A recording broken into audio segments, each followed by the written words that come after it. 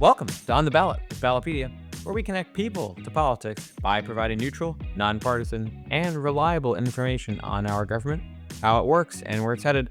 I'm Jeff Pelle, and thanks for being with us. There are only two gubernatorial elections on the ballot in 2025, New Jersey and Virginia. The incumbents in both races, Phil Murphy in New Jersey and Glenn Youngkin in Virginia, are term limited, meaning that both states will have new governors next year. We're still a long way out from these elections, but since they're the only two on the calendar for 2025, we want to offer an early glimpse into the marquee candidates, the issues that are driving the campaigns, and what the stakes are for each major party in both states, and how national politics might factor into who winds up having an edge. So, you'll hear my interview with two separate journalists on this episode, which we've done a few times on this show. In the second half of the episode, I'll chat with Politico's Matt Friedman, who writes their New Jersey playbook on, you guessed it, New Jersey politics. But first, I'd like to welcome Brandon Jarvis of the Virginia Scope to walk us through Virginia's gubernatorial hopefuls and key storylines. Brandon, great to see you. Thanks for coming on the show. Thank you for having me. I'm looking forward to it. All right, so we're going to talk about Virginia's gubernatorial elections, and it's still very, very early, but it does seem like, sort of counter to prior gubernatorial elections in Virginia, there are some pretty early favorites in the nominees for the Democratic Republican parties. Can you kind of walk us through what that's looking like right now? Yeah, so currently, Lieutenant Governor Winsome Sears is the favorite for the Republican nomination. She has one challenger, but he raised $146 in the last year. So she raised 2.6 million or 2.5 million. So she looks like the clear favorite for there and no challengers. She had the potential to go against Attorney General Jason Miyares, but he decided to bow out and run for re-election to the Attorney General's office. And then on the Democratic side, you have former Congresswoman Abigail Spanberger. She decided not to run for re-election last year to instead focus on this election. She's raised nearly $10 million since launching her campaign in November of 2023. She had one Democratic opponent. It was Richmond Mayor LeVar Stoney, but after seeing all the endorsements and money going her way, he decided to drop back and run for lieutenant governor instead. So at this point, it looks like it's going to be Spanberger versus Sears. And there is rumors that Representative Bobby Scott might jump into the race, but all my sources close to him say he's really just keeping his name in the conversation to make sure that Abigail focuses on the Black community and does not forget about them. I don't believe he's going to actually get into the race. Has the potential to be the chair of a Power Five committee in Congress if Democrats take the majority back in 2026. So there's just no real look. It does not look like he's going to jump into the race. Gotcha. So Virginia politics are often kind of looked at as a bellwether in this sort of year after the presidential election, one of the first big statewide elections where the country gets to see, okay, what does it look like voters are feeling and thinking? Is this race being thought of as a toss-up? How does it compare to prior gubernatorial elections in Virginia? So in 2017, Ralph Northam won by 10 points. He was the Democrat, and that was a direct reflection of Trump. And as you said, it's always considered a bellwether of what's happening in D.C.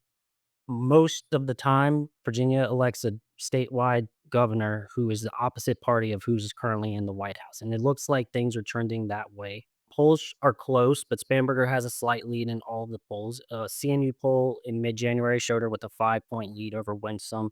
And it's still early in the Trump administration. There's plenty of time for Trump to do things to, push the race away from Winsome Sears. Honestly, that it's just the Virginia curse for parties. That's what everyone around here calls it. So yeah, I would say Spanberger has the slight edge right now, but it's still closer than some people were thinking it would be because Spanberger is a very talented politician, and everyone thought that Sears kind of was new to the scene and is more conservative than our current Republican governor, Glenn Youngkin. So in Virginia history, statewide elections tend to go more to the Republican than federal election. It's hard to imagine Virginia voting for a Republican on federal issues at all, but statewide issues are more kitchen table issues directly impact. So Republicans have a better chance and they tend to be better at communicating issues that affect everyday Virginians every day. So yeah, I would give Spanberger the edge right now. Like I said, the CNU poll shows it with a 5-point lead. So Virginia is a really interesting state because for listeners who don't know, who are not from Virginia, it's a state with a one-term limit for the governor. I'm curious, What do voters think about in Virginia? Do they like this system? Do they not actually like it very much? Because, what it essentially means is if you like your current incumbent, you don't get a chance to vote for them again. So, what do Virginians still think about this system? I would say everyday Virginians honestly don't think that much about it. It has more of an impact on the actual governance of the person when they win. They don't have very much time to implement their policies. Yes, they can do everyday things, but some of Glenn Youngkin's biggest priorities when running was working on the education system, and everything with that takes time. It takes years. It takes Mm. many years to implement some of these systems. So it has more of an impact on the governor and being able to get things done than the election. Because a lot of people look at it as a stepping stone to go into federal office. A lot of governors try to either run for the United States Senate or even put their name into the race for president. Glenn Youngkin was floating and flirting with running for president this year for the Republican nomination. The polls didn't really show him having much of a shot at any point.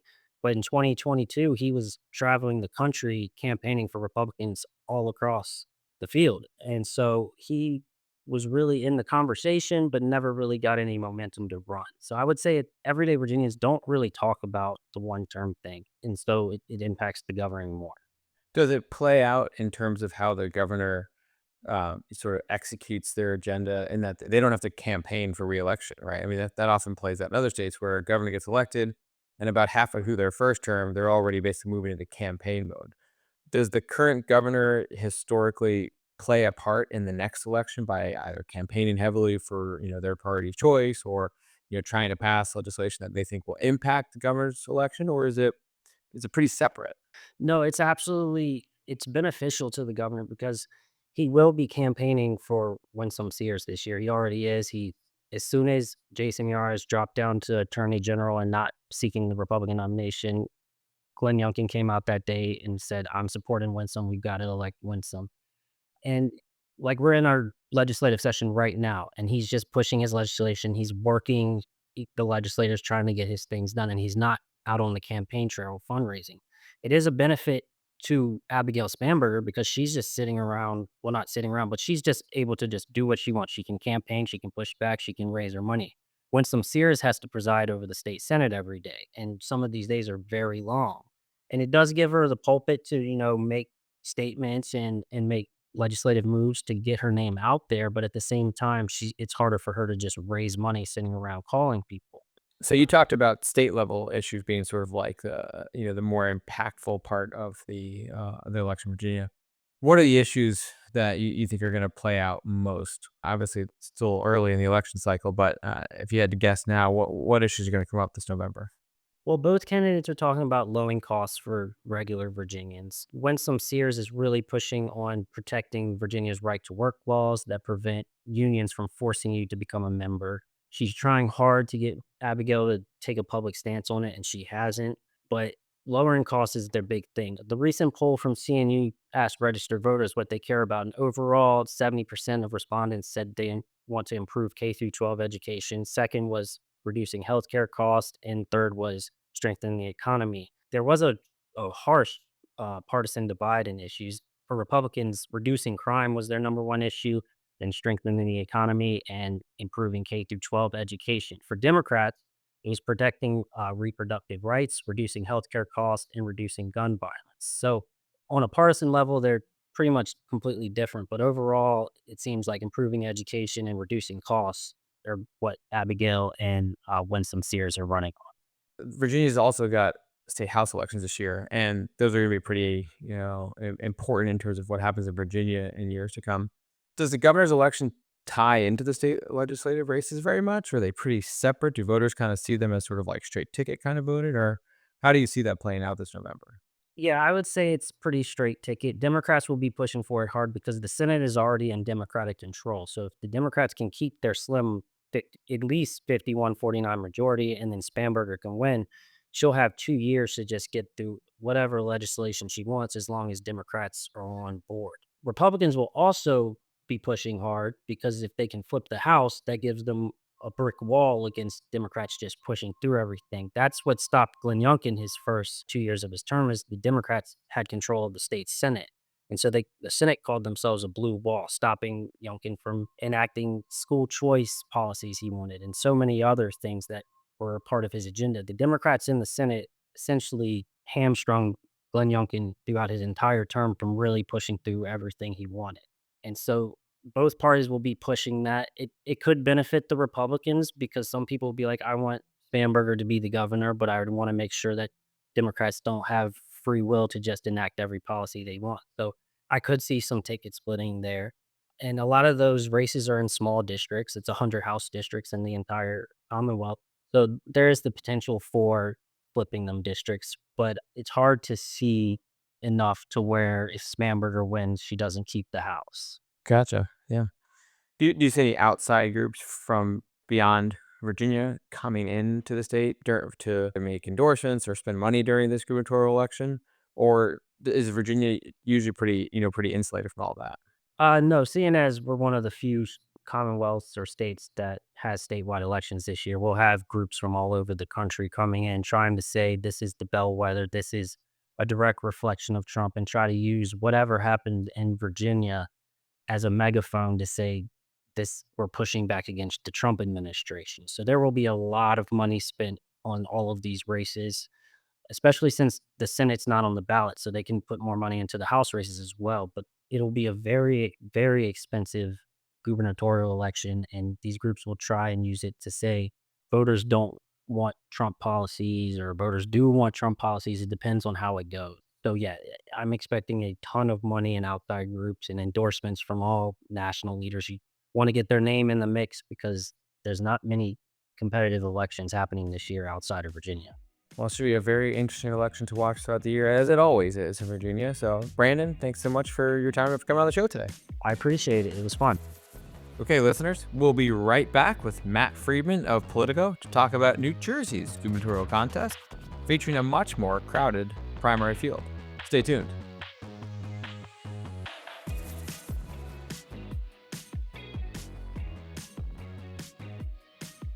Welcome back to On the Ballot. I'm joined now by Politico's Matt Friedman. Matt, thanks so much for coming on the show. Of course, my pleasure. So let's sort of set the stage for our listeners. What's the sort of Key theme you think is going to play out this year in the New Jersey gubernatorial election? I think this is going to hinge a lot on Trump's popularity. I think what we saw in 2021 was sort of a reaction to COVID. 2021, just for history, was a much closer gubernatorial election in New Jersey than was expected. Republicans came within 3 points of winning the governorship. And it is not unusual for a Republican to win the governorship in New Jersey. That has happened despite the state's blue tilt. But it was not expected in this case because Phil Murphy, the Democratic incumbent, had been pretty popular, especially during COVID. And you had just had, Right. Biden win before, which actually was a sign that things could swing the other way. Historically, New Jersey has swung the other way of the president that was elected. But still, nobody was expecting it to be close. And it came within 3 points. Jack Ciattarelli, who's the Republican. So I think the question is there going to be the same sort of backlash to Trump in 2025 as there was in 2017? Sure. He's certainly going harder. And, New Jersey, despite being closer, much closer than expected in November, could revert back to the mean in the sort of lower engagement contest. Yeah, and then it really just comes down to, so what events play out over the forthcoming 9-10 months of the year. But Yeah. what are some of those uniquely New Jersey things that you think, are there any specific issues there that seem to be popping up a little more than maybe, say, some other states? Well, property taxes here have historically been high and a huge issue. Mhm. We're going to have a really tough budget this year. Even though revenues are on pace compared to where they usually are, the revenues are not doing bad. They're not dipping. But, the inflationary pressures, I think, are starting to hit a lot of the costs. We're having kind of a separate issue, but related. The health insurance premiums for New Jersey public workers they're in a death spiral because those who are healthy enough to afford lower rate plans are leaving the less healthy people in the state funded plans, which is just compounding the problem. So there's usually in New Jersey, there's a lot of fiscal issues here. And there's also, New Jersey, while a Democratic state, certainly has some very large and motivated conservative populations who the social issues that really a very progressive administration has led to some backlash in terms of sex education, transgender rights, and especially in the education sphere. So I think we'll see all that play in and whatever other issues spring up. Great. Well, before we get to the general election, there are some primaries to play out first. So, Matt, walk us through. We'll start with the Democratic primary, and then we'll head over to the Republican side. But who are some of the front runner candidates in the Democratic primary, and what are the issues that candidates are running on just to earn the nomination in the first place? Yeah, the Democratic primary is very crowded. We have, I would say, if there is a front runner at this point, it would probably be Mikey Sherrill, who is a congresswoman. The thing that makes her such a formidable candidate is that she has the backing of both the political bosses, and she has not drawn the ire of the progressive base. She's always been really good at walking that line. Yeah. There's another Congress member, Josh Gottheimer, a congressman from Bergen County. He and Mikey Sherrill have very, very similar voting records, but he is much more loathed by the progressive base, so it's much more difficult for him. And also, he does not right now have a lot of party support outside of his native Bergen County. He had been really counting on the political boss system, which has been weakened by court decisions we can talk about later if you want, but it's still there. But so far, they're not lining up behind him. In fact, some of them that were appear ready to abandon him. And then you have people like Ras Baraka, the mayor of Newark, who is really running along with the mayor of Jersey City. So that's New Jersey's two largest cities. Steve Fulop, they're both running in the progressive lane.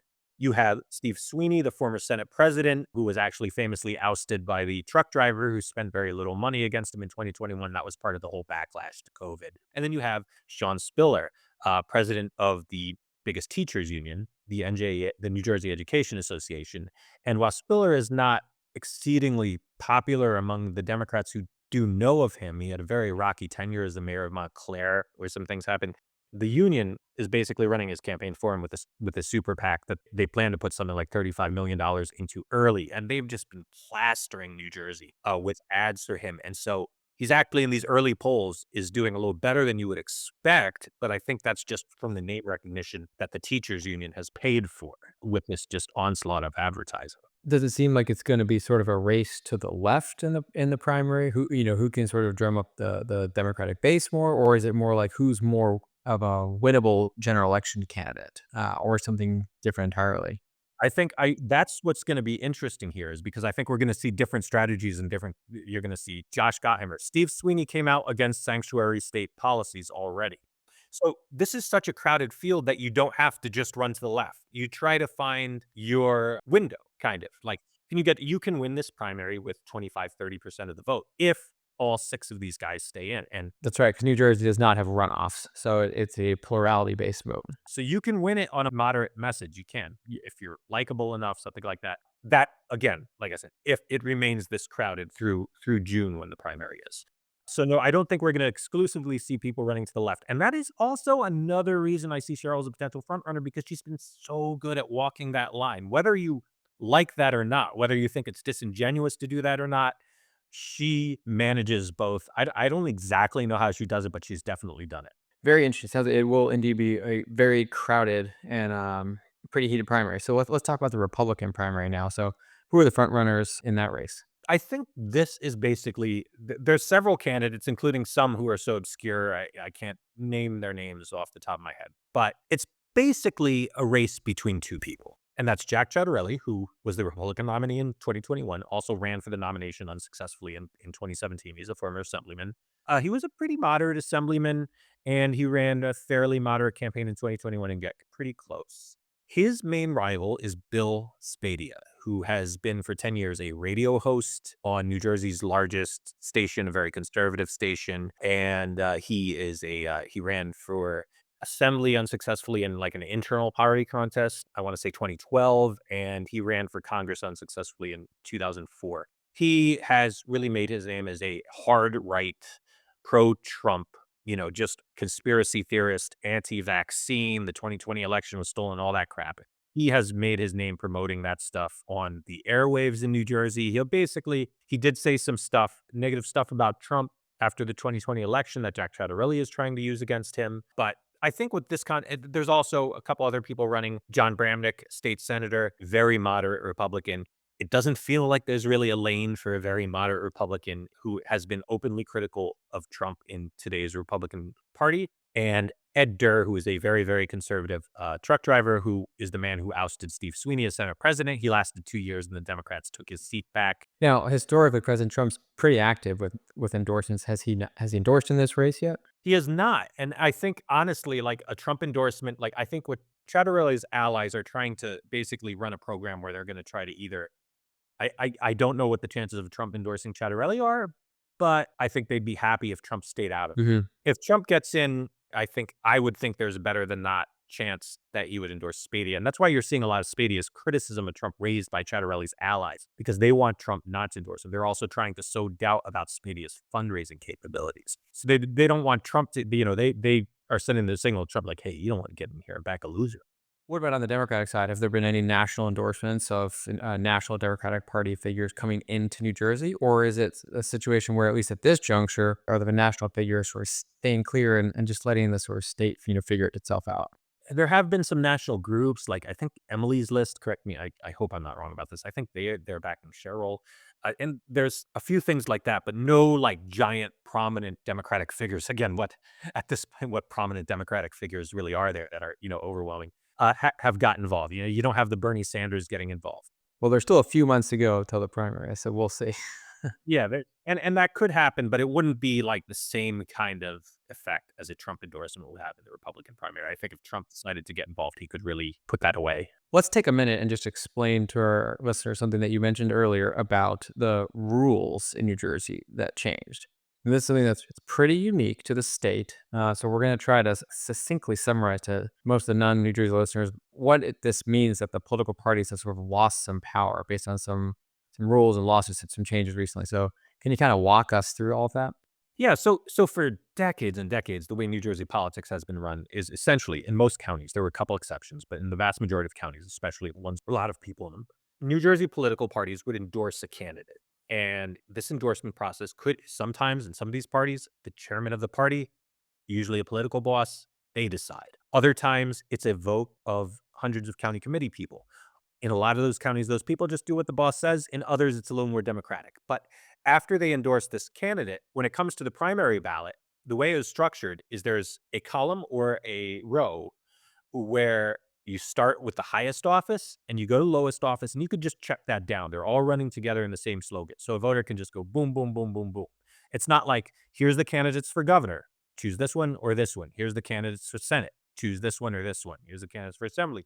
No, it's like, here's this ticket, and then county clerks, who are elected officials themselves and have it, they've sometimes, not all of them did this, but some of them absolutely did, then manipulate the ballot in such a way that anyone who's not part of this county line is sometimes thrown into an obscure place on the ballot that's actually difficult to find. The Democrats who are really notorious for doing this were in Camden County, which is arguably the most politically bossed county in New Jersey. And what happened is, in our Senate primary in 2024, the First Lady, Tammy Murphy, was running and completely banking on this system. She was going to basically steamroll the competition on the strength of the county line. The progressive base of the Democratic Party really resented her candidacy. They felt it was a boss-driven thing, and they hadn't disliked particularly Tammy Murphy. What they really disliked was the way she was going about doing this. They saw it as a power play. They saw it as unfair.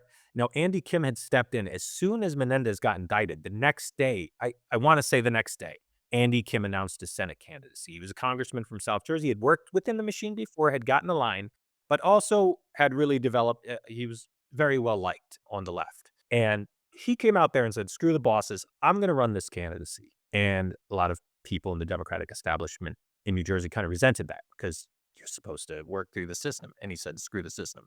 So when Andy Kim ran his campaign, he knew Tammy Murphy's strategy. He clearly had the Democratic base enthusiasm behind him. And he sued over the constitutionality of the county line, which has been there for so long. And there was already a lawsuit wending through the courts for years against the constitutionality of it, but he accelerated that and filed his own. And a judge basically agreed. They didn't finish the case, but the judge was like, yeah, there's a high likelihood this is going to be found unconstitutional. And for the 2024 Democratic primary, I'm suspending it. And what happened is effectively that ended the line, because then almost every county and county organization, county party, if they were involved, has settled this case, and the line is gone. So really what this comes at is ballot design, and it's relatively unique. I think New Jersey is the only state that has something like that. So most listeners who are familiar with what they see on their ballot in Idaho and Florida and Kansas and North Carolina, wherever else, they're not used to seeing that. This is a pretty unique element of what New Jersey's ballot looks like. Now, is it gone forever now at this point, or is the court case still, playing out and it still may remain in the 2025 election? The chances of it remaining are almost zero at this point, even though there was never a final decision, because they've all settled and everything. There's going to be no political appetite to bring this back. I really don't think so. I think it's a thing of the past. Well, it's a very in the weeds element of how New Jersey's political system works, and It is. every state has kind of unique elements to it that other voters in other states would say, wait, what? That's how you do elections in your state? But that's our decentralized voting system. So, any last thoughts, Matt, on New Jersey gubernatorial election this year? Well, look, people are saying, is New Jersey's governorship ripe to flip? Couple factors involved here. New Jersey has historically elected Republican governors, not Republican senators. We haven't elected a Republican senator in 52 or 53 years. We elected a Republican governor as recently as, reelected one in 2013. But we look at the 2024 election results. What do we see with Trump? 6 points in New Jersey, best results for Republicans since 2004 in New Jersey. Definitely much closer than I thought it would be. Absolutely. But I think what you also have is a ton of low propensity voters who came out for Trump. I think time and time again, Trump has proven himself to be a unique figure, and his appeal in midterms, in off-year elections, has not translated. It's so far, historically, it's kind of like when Trump's on the ballot, is people show up. When he's not, they don't. So I'm just going by historical trends. I don't know if this is a shift, but definitely in New Jersey, especially among Hispanics, you could see it in some deeply Democratic Hispanic towns that Trump either won or came very close. That doesn't necessarily mean in a lower turnout gubernatorial year that New Jersey has shifted red. It could have been unique. There are other trends, though, that do support the hypothesis. Republicans have been gaining in voter registration after losing for years and years in New Jersey, and have narrowed Democrats' advantage, which is still very substantial. It's around 900,000 more Democrats than Republicans. So there are signs of Republicans making some progress here. But I would not read too much into what I think was a pretty unique situation in 2024. Okay. Well, it's going to be an interesting election to watch. We'll be sure to follow along with your coverage of it and Politico. And Matt, thanks so much for taking time to come on the show today. Thank you, Jeff. And for our listeners, you can learn more about our elections coverage at the links in our show notes. We'll be back later this week with another episode. Make sure you subscribe to On the Ballot wherever you listen to podcasts. I'm Jeff Howlett, and thanks for listening.